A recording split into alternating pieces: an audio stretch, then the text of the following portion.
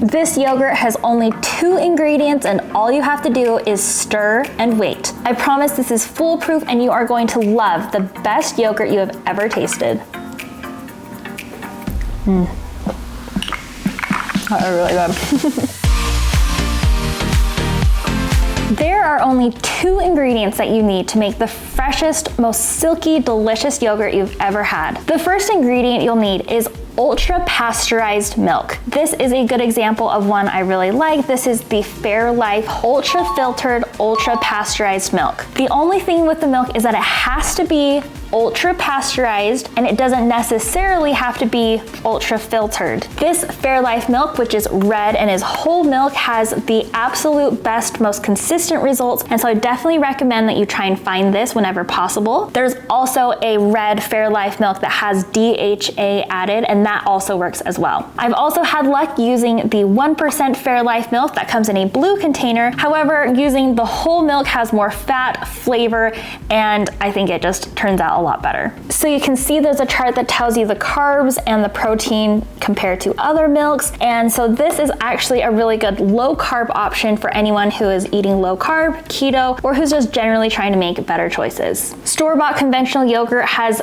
almost as much sugar as a candy bar, so I think it's really fun and delicious and healthy to make your own yogurt at home. If you're from Canada, I've heard that Joya milk is a good brand that is reliable to use for Instant Pot yogurt as well. The other milk that I've had good luck using is the Costco ultra pasteurized milk. It comes in a 3-pack of a ½ gallon each, and it's organic. It's about $10 to $12 per pack at Costco, and I really like that one as well. The second ingredient you'll need for your Instant Pot yogurt is a yogurt starter. You need something that's going to introduce that live active culture into the yogurt so it can ferment the entire thing and create yogurt. So to do that, we use just pre-made yogurt. I really like using the Fage Total 2%. I've also used the 1% as well, but I just usually get this one if I can. The biggest thing is that it has to have live active cultures. So you'll see that on the ingredients of almost any yogurt, it should say live active cultures. And that's because you have to add something to this milk to make it yogurt. A lot of people sometimes get upset when they realize that they have to buy store-bought yogurt to make homemade yogurt. But the good thing is you only have to buy this once, and I'll explain later why. The ratio I use is 52 ounces of milk to 2 tablespoons of starter. So if you don't want to make 52 ounces of yogurt, you can have that completely fine, just 1 and 1. If you want to have that or make smaller portions, I'll teach you how, but the ratio stays about the same. So if you want to make just half of this, use 1 tablespoon of starter. If you want to make plain unsweetened yogurt, then those are the only 2 ingredients you need. If you want to make a sweetened yogurt, then you have the option of using a 3rd ingredient, which I like to use is sweetened condensed milk. You can use as much or as little as you like, but most people will do 1 can of sweetened condensed milk, 52 ounces, and 2 tablespoons of starter. Of course, if that seems too sweet for you, you can start with half of this, just taste the milk, and if it's too sweet, well, I guess that's not good. Maybe start with a 1/4 can and then you can add more as you like to taste. The last thing you need is an Instant Pot with a yogurt setting on it. If you have an Instant Pot Luxe or some other models that don't have the Instant Pot yogurt function, then unfortunately you can try and find a different recipe, but this recipe is for an Instant Pot with yogurt setting. So to make our Instant Pot yogurt, it is so simple. Honestly, children can do it, and my kids help me with it all the time. All you need to do is whisk in your starter to your milk. I usually start this process at night because it can ferment overnight. It usually takes anywhere between 6 to 10 hours, and you can even ferment it longer if you like for really tart yogurt. So what you need to do first is mix your milk with the starter. You can do this in a bowl, a pitcher, in the Instant Pot liner itself, but tonight I decided to just do it in a blender because it was easy and I wanted a pitcher to pour into these smaller containers. The most important thing with this step is you want to make sure that your starter is completely incorporated into the milk before you let it ferment. If you have chunks of your starter still in the milk and it's not completely just dissolved, it can get kind of gritty, and we don't want to do that. I just added 2 tablespoons of starter to the blender with the milk, and then you want to just blend that until it's completely dissolved. Like I said, I'm only using a blender or pitcher because I was lazy and I knew I could use this to pour into smaller containers, but you can use a bowl, a liner, anything to mix milk with the yogurt. At this point, you can also add your sweetened condensed milk if you like, if you want it sweetened. If not, just leave it out. In this video, I'm going to show you 2 methods on how you can make your Instant Pot yogurt. The first one is going to be in these pre-portioned individual containers. You can also use mason jars or anything that's like a small little vessel to make your yogurt in. I know a lot of people online will use mason jars with lids, or they'll buy specific containers that are small like this, a serving size that has a lid that you can have, and I'll link to some of those that you can buy on Amazon. So if you want to make individual serving sizes, all you have to do is pour that milk mixture into your container. This isn't going to rise like a cupcake. You just put as much milk in your cup as you want to eat. So in this cup, I have about 8 ounces of milk, and this was a really good, perfect portion. It's nice because if you want to leave room at the top, you totally can, so you can add toppings, granola, fruit, whatever you want. So to make them in the individual portions, you just put them in whatever you want to ferment them in, and then you add 2 cups of water to your Instant Pot and the trivet or something to keep the yogurt off the bottom of the pot. You can see in my example from last night that I did 2 plain and 1 I added some monk fruit sweetener to and a little bit of vanilla extract and vanilla bean paste. This is the finished product from that, and while it tastes really good, about 1 in every 10 to 15 times I make this, if I add anything else to the yogurt, sometimes I can get this kind of gloopy consistency. It's kind of stringy, and while it tastes fine, the texture is a little off-putting. So I generally like to recommend not putting vanilla in your yogurt before fermentation. I like to just mix it in after it's done setting if you want to add vanilla to your yogurt. I do have a recipe that does include vanilla in before incubation. It's my magic 2-layer Noosa inspired pumpkin pie yogurt. It is incredible, it's so good. There's a layer of pumpkin that forms on the bottom, and it's just like the best treat ever. So that recipe is on my website, triedtestedandtrue.com. I'll link that here. But besides that, I would just stick to adding the vanilla after incubation. Next, you just add your cups of milk and starter to the Instant Pot on top of that trivet, and then you want to cover it with something. Instant Pot Company sells a specific glass lid that you can put on top of your Instant Pot, but I find that I usually have a pot lid that will fit just fine, and then you don't have to spend the money. A lot of times people will ask if they can just use their Instant Pot lid, and you can, but I don't recommend it. The reason is because if you give your Instant Pot lid a sniff, and you guys know I love to smell everything, this lid can really capture a lot of the smells no matter how good of a job you do washing it. And so this smells savory. It smells like food, and I don't want any of those smells to absorb into that milk, into the yogurt, unless you want dinner flavored yogurt, which is pretty gross. So I like to just take this off and not risk it. I will use a glass lid that I have from my pots and pans, or you can even use something as simple as a dinner plate. Next, you want to press the yogurt button and then adjust it to the normal setting. You can press either the yogurt button or the adjust button depending on your Instant Pot model. You don't want it on low, you don't want it on high. If it says boil, start over, that's not the right setting.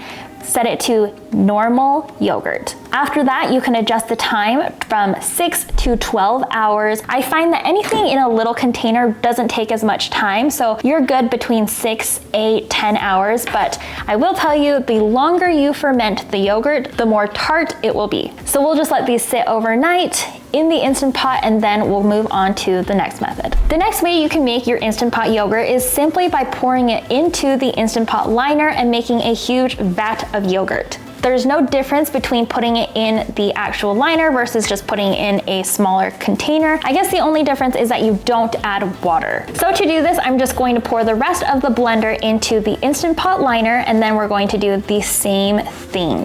Press the yogurt button and then adjust to normal. And then I'm going to do about 10 hours on this larger batch because it will just take a little bit longer to do that whole pot versus just a smaller cup. And then I usually just go to sleep. It's not a big deal if the yogurt sits for like an hour or two after it's done. It's not going to go bad, it's totally fine. But you'll notice that after you press the yogurt button on your Instant Pot, it will beep and then it will say 0000. From this point, it's going to start counting up to let you know how long the yogurt has been fermenting. After the yogurt is done, it will say yo. In my family, we actually call it Instant Pot yogged because that's what the Instant Pot says. But after it's done, it will say YOGT, meaning it's done fermenting for the amount of time that you set it for. So now it just ferments overnight, and then in the morning, it will be nice and set, and then we will put it in the fridge. Now it's sometime between 6 and 7 a.m. The yogurts have been fermenting overnight and they look great. You'll be able to tell that it has a very sweet, slightly sour but fresh aroma. It's really pleasant, honestly, and it won't smell bad. It won't smell like raw milk. So first, we're going to check on our little yogurt cups. There's going to be condensation on the lid, so just make sure when you take off the lid or the plate, whatever you're using to cover your Instant Pot, that you're not dumping all that condensation on the surface of your yogurt. You can pick these up. They're not super hot. They are warm, but you'll see that they are set. This is what you're looking for. They are not going to set any more than at this stage right now. They're not going to get firmer in the fridge. So if your yogurt is completely liquid at this point, something has gone wrong, and unfortunately, you're not going to be able to make that into yogurt. I'm sorry. However, using this method, using the milk and the Faye, I've never had that happen before, so hopefully you'll be fine. So these look great. We are just going to cover them and put them in the fridge for about 8 hours or until they're chilled. Next, we are going to go over to the full pot of Instant Pot yogurt, and I'm in a hurry this morning. I've got to do carpool, kids, all the things. So it says that there is a little bit of time left on it, but it looks totally set and it looks great, smells great, so I'm just going to go ahead and take it out. When I put the entire Instant Pot liner in the fridge, I like to make sure that I have a towel or a silicone trivet under it, just so then that heat from the bottom of the pot's not transferring into the fridge. And now we're ready to eat. The Instant Pot yogurt has been sitting in the fridge this whole time, and the one thing I really love to show people is to do something called the spoon test. So that is when you take a spoon and you just stick it straight into your Instant Pot liner, and that spoon should stick straight up and down. The yogurt will be firm, thickened, deliciousness, and it's ready to eat. This is what the yogurt looks like. It's literally just perfect yogurt consistency and texture. However, if you want it thicker than this, what you can do is strain it. You'll need to get some special things for this. You can't just strain it in a colander because it's a little bit too wide of an opening for it. But if you get a nut milk bag or if you get a yogurt strainer, you can strain this yogurt and make it super thick, just like Greek yogurt. You can also sweeten this yogurt with anything you like. You can mix in berries, honey, any kind of sweetener that you want, and it will last in your fridge for about 7 to 10 days. Well, if it lasts that long. My kids eat it, like they demolish it when I make this. So earlier in this video, I told you that you would only have to buy this store-bought yogurt once, which is about 99% true. So basically, whenever I make Instant Pot yogurt like this, I take it out of my liner and I fill either an ice cube tray or some of these little 2-ounce cups, and I'll just put 2 tablespoons of starch in these little cups. And then what I do is just freeze them. These freeze beautifully, and then it kind of locks in those live cultures, and then I use this as the start for my next batch of Instant Pot yogurt. If it's frozen, what you can do is just dump out the little frozen cube into your bowl, your pitcher, add some milk, and then just let it kind of dissolve and melt a little bit before you mix it all the way in. The other thing you can do is leave your frozen puck of yogurt starter in the fridge overnight, so then it's thawed for the next day. It's very simple, it's really easy, and it's kind of fun that you can use your own start to make your next batch of yogurt. So just like if you buy store-bought yogurt, if you make an indent in your yogurt and let it sit, there will be a little puddle of whey. That's completely normal, and that happens with any yogurt that you have because that whey kind of separates and it naturally pulls out from the yogurt. You can just mix that whey in, or you can dump it in the sink. You can also use it for like smoothies and like mix it into things for added health benefits, but yeah, I don't do that. So So that's really all there is to it. It's incredibly simple, so delicious, and I love that you just get to know what's in your food. We like to serve our Instant Pot yogurt with frozen berries, some granola, and little mini chocolate chips. It's really good like that. It's like a little treat, and my kids love it. It's great for meal prep. It's great for, you know, just a low-calorie snack, and I know you're gonna love it too. If you have any other questions about Instant Pot yogurt, I have a full blog post. It's super comprehensive of everything and anything you'd like to know about Instant Pot yogurt, including storage, frequently asked questions, my tests using different kinds of starters, different milks, and so I hope that will be a good resource for you. I will link that for you in the description. Thanks so much for watching. Like I said, I'm really grateful for each and every single person who stops by, takes the time out of their day to watch my videos. So thank you so much, and please subscribe so we can see you next week. Okay, have a good one. See ya.